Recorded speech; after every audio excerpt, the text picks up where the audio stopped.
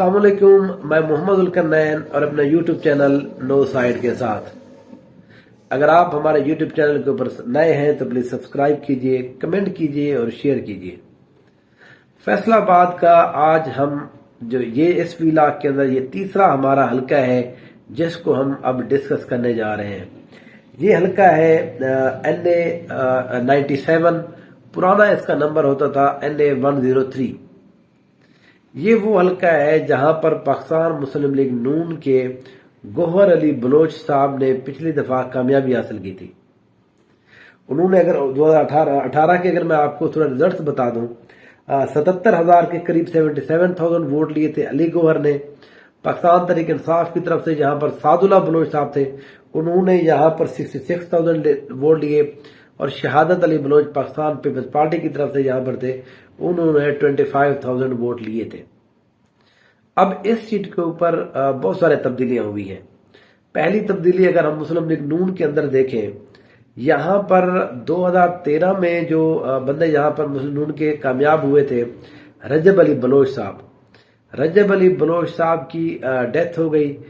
उनकी जो वाइफ है आयशा रजब अली, आयशा रजब अली को 2018 के अंदर पाकिस्तान मुस्लिम लीग नून ने MNA की मखसूस नशिस्त के लिए कामयाब कराया था। यहां पर जो उनके भाई हैं रजब अली बलोच के, गौहर अली बलोच, उन्होंने इलेक्शन कंटेस्ट किया था और वो जीत गए थे। अब 2024 के अंदर आयशा रजब अली बलोच जो है उनको मखसूस नशिस्त से निकाल दिया गया है। ना उनको MNA के ऊपर मखसूस नशिस्त के ऊपर रखा है और ना ही उनको MPA की सीट के ऊपर रखा गया है। तो इसलिए अब आयशा रजब अली बलोच ने ये कहा है कि ये सीट क्योंकि मेरे मियाँ की थी और ये मेरा हक है, इसलिए मुस्लिम लीग नून से उन्होंने मुतालबा किया है कि डायरेक्ट सीट के ऊपर यहाँ पर मुझे इलेक्शन लड़ने की इजाजत दे दी जाए। लेकिन गौहर अली बलोच है, उनके मुस्लिम नून के साथ बहुत ज्यादा गहरे मरासिम है, इनके दायरे नहीं चल रहे, इसलिए तो इनको यहाँ पर मखसूस नशिस्त के अंदर टिकट नहीं जारी किया गया। मरीम नवाज के साथ इनकी जरा कुछ नहीं बनती, वो जो एक फीमेल जो कक्स उनके साथ रहता है, इसलिए यहाँ पर रजब अली बलोच की ये जो वाइफ है आयशा रजब अली, इन्होंने अपने तई यहाँ पर कैंपेन स्टार्ट कर दी है और उन्होंने ये कहा है कि मुझे अगर पाकिस्तान मुस्लिम लीग नून टिकट देती है तो ठीक है, अगर ना भी दिया तो मैं यहाँ पर हर सूरत में इलेक्शन कंटेस्ट करेंगे। अगर हम पिछले इलेक्शन की बात करें तो ये वो हल्का था जहां पर कुछ ज्यादा मार्जिन नहीं था मुस्लिम लीग नून को जीत का। यहां पर मुस्लिम लीग नून जो है वो दो अपने ही कैंडिडेट्स के दरमियान मुकाबला, या वो अगर दोनों खड़े हो जाए तो ये पोटेंशियली वो ऐसे समझे कि वो ये सीट हार जाएंगे, क्योंकि इतने 9,500 वोट का सिर्फ फर्क था। अगर आयशा यहाँ पर भी इलेक्शन लड़ते हैं और गौहर भी लड़ते हैं तो ये जो वोट बैंक है इन्हीं फैमिली का, मुस्लिम लीग नून का वोट बैंक जो है वो तकसीम हो जाएगा। अगर 10 से 15,000 भी किसी बंदे ने ले लिए तो दूसरी साइड को यहाँ पर जो है वो फायदा हो सकता है। यहाँ पर पाकिस्तान तहरीक इंसाफ की तरफ से जो कैंडिडेट अभी तक सामने आए हैं वो साद बलोच हैं, वो सादुल्ला बलोच, वो दोबारा से उनको टिकट मिल सकता है। जुल्फकार भट्टो साहब ने भी यहाँ पर जमा कराए हुए, उन्होंने कहा कि मुझे टिकट दिया जाए। और आखिर में महर एहसन रियाज फतियाना, इन्होंने भी मांगा हुआ है कि मुझे भी यहाँ पर टिकट दिया जाए। लेकिन पाकिस्तान तहरीक इंसाफ की जो पहली चॉइस है वो सादुल्ला बलोच साहब है, और सादुल्ला बलोच अगर किसी वजह से, हालात की वजह से या अपनी किसी मजबूरी की वजह से इलेक्शन नहीं लड़ते तो फिर मेरे ख्याल में जुल्फकार अली भट्टो और एहसन रियाज भट्टो में से पाकिस्तान तहरीक इंसाफ को चूज करना पड़ेगा। यहां पर जो नए कैंडिडेट आए हैं उसी ने इस पूरी जो हलका है उसके अंदर थोड़ी हलचल मचाई है। ये पाकिस्तान इस्तेहकाम पार्टी के रहनुमा हुमायूं अख्तर साहब आए हैं।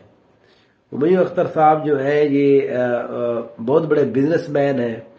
पाकिस्तान तहरीक इंसाफ के अंदर जो 2018 के इलेक्शन लड़े, 2020 के अंदर ये ज़िमनी इलेक्शन PTI के टिकट के ऊपर लड़े, जो गो के ये दोनों हार गए थे। ये उस वक्त लाहौर से इलेक्शन लड़ते रहे और ये अभी 1 माह पहले ही इनको रियासती इदारों ने अगवा किया, पकड़ा, बहरहाल जो कुछ भी किया, फिर उसके बाद ये तहरीक इस्तेहकाम पार्टी में चले गए।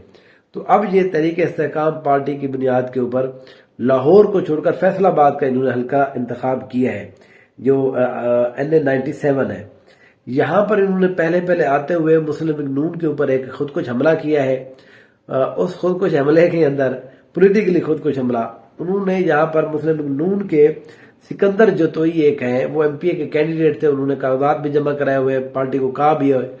تو ہمایوں اختر خان صاحب نے پہلے آ کر سکندر جتوئی صاحب کو یہاں پر اپنے قابو میں لیا اور اپنی گاڑی میں سوار کر لیا، اور اب جو ہے وہ تحریک استحکام پارٹی کے اندر شامل ہو چکے ہیں. یہاں پر تیسرے کینڈیڈیٹ، اگر ہم یہ سمجھیں کہ نون لیگ ایک ہی کینڈیڈیٹ کے اوپر اتفاق کر جاتی ہے، وہ عائشہ رجب علی اور گوہر بلوچ بھی، تو تب بھی یہاں پر تیسرا کینڈیڈیٹ آ گیا. تو تیسرے کینڈیڈیٹ کے آنے کی وجہ سے اس سیٹ کے اوپر مسلم لیگ نون کو بہت بڑا خطرہ ہے.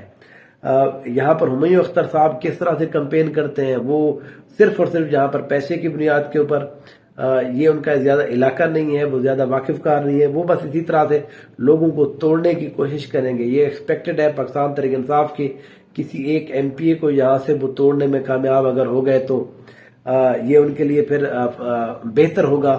ابھی تک کے مطابق یہاں پر پاکستان مسلم لیگ نون کی مجھے پوزیشن جو ہے وہ کمزور لگ رہی ہے.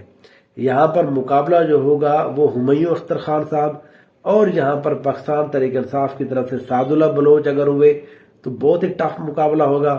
نہیں تو یہاں پر کوئی بھی جو کینڈیڈیٹ ہوگا پاکستان تحریک انصاف کی طرف سے، ان کا یہاں پر ایک اچھا بہترین مقابلہ دیکھنے کو ملے گا ہمیں. پاکستان پیپلز پارٹی کی طرف سے اس دفعہ جو ہے ندیم شہادت علی بلوچ کے یہ بیٹے ہیں، وہ اس دفعہ اس سیٹ کے اوپر الیکشن لڑیں گے. تو لاہور یہ جو NA-97 ہے فیصل آباد کا حلقہ، یہاں پر ایک بہت ہی انٹرسٹنگ مقابلہ ہوگا، شاندار مقابلہ ہوگا. ہمایوں اختر خان اپنے پیسے کے بل بوتے کے اوپر یہاں پر آئے ہیں. جو بلوچ فیملی ہے، جو رجب علی بلوچ کی وائف ہیں عائشہ رجب علی، یا ان کے جو بھائی ہیں رجب کے گوہر علی سابقہ MLA، وہ مسلم لیگ نون کی ٹکٹ کے اوپر ان کے آپس میں تنازع، اور پھر یہاں پر مسلم پاکستان تحریک انصاف کی طرف سے سعد اللہ بلوچ کا ووٹ بینک.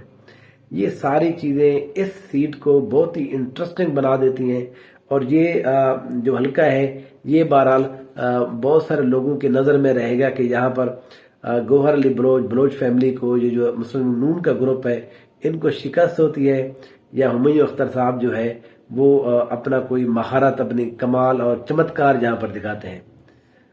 دیکھتے رہیے ہمارا channel. Thank you so much.